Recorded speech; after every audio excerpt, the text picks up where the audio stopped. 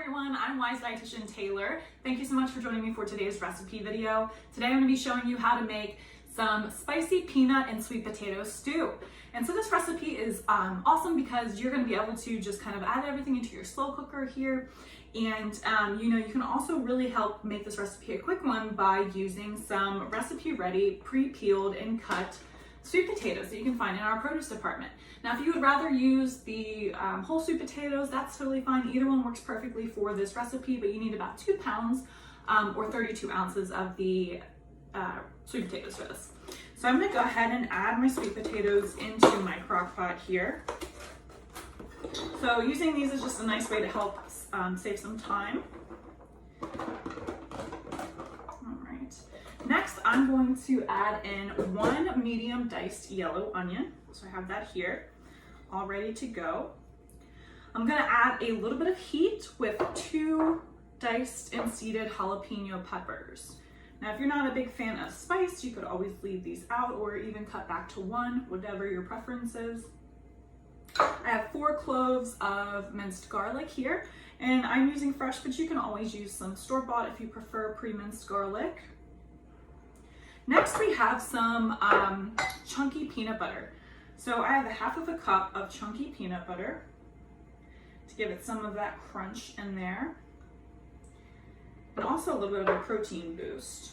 Next, we're going to add 4 cups of unsalted chicken stock. So I'm using unsalted chicken stock to help save some on the sodium content, but you can really use whatever your favorite stock or broth is, or whatever you have on hand. Like I said, this one just kind of helps save a little bit sodium wise. Okay. Next, I'm going to add in 1 can of fire roasted diced tomatoes. And then I have 1 can of coconut milk, and I'm using the light coconut milk. You can find this in our international aisle.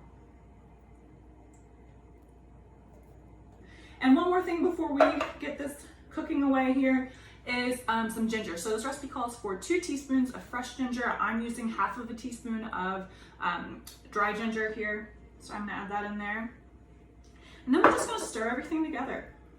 So once you have this all mixed together, you can cook this on high for 4 hours or on low for 8 hours. And then we will come back and finish it up. All right, so after letting your spicy peanut and sweet potato stew cook on high for 4 hours or on low for 8 hours until those potatoes are nice and tender, we just need to add 2 more things in here to finish it up. So I'm going to add in some kale. So I have some baby kale here, and about 4 cups of baby kale. And then we're also going to add in 1/4 teaspoon of salt, which of course you can add to taste.